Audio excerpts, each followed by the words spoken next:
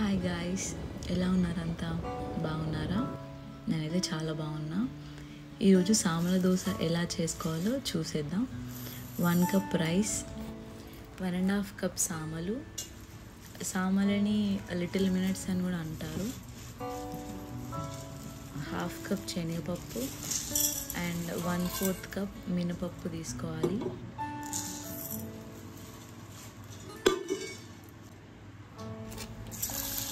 Water add చేసుకొని వాటర్తో నీట్గా కడుక్కోవాలి. ఒక 3 టైమ్స్ కడిగితే చాలు.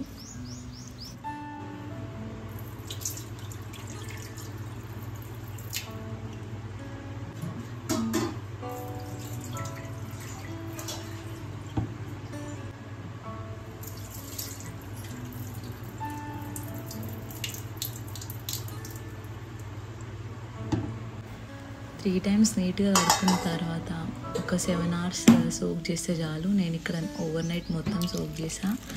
నెక్స్ట్ డే మార్నింగ్ బ్లెండ్ చేసుకున్నా. స్మూత్గా దోశ బ్యాటర్కి ఎంత కన్సిస్టెన్సీ ఉంటుందో అలా గ్రైండ్ చేసుకోవాలి. కొంచెం సాల్ట్ యాడ్ చేసుకొని మిక్స్ చేసుకోవాలి. ఇప్పుడు దోశ ప్యాన్కి ఆయిల్తో గ్రీస్ చేసుకుంటున్నా నేను.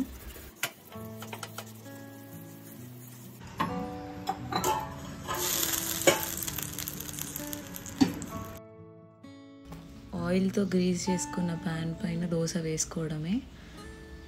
దోశ వేసుకొని లిడ్తో కవర్ చేసుకోవాలి.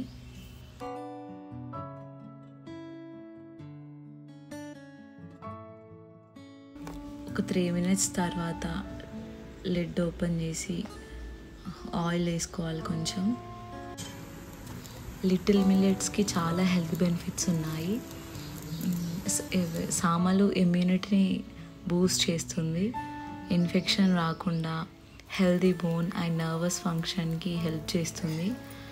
లిటిల్ మిల్లెట్స్లో మెగ్నీషియం కంటెంట్ ఎక్కువగా ఉంటుంది.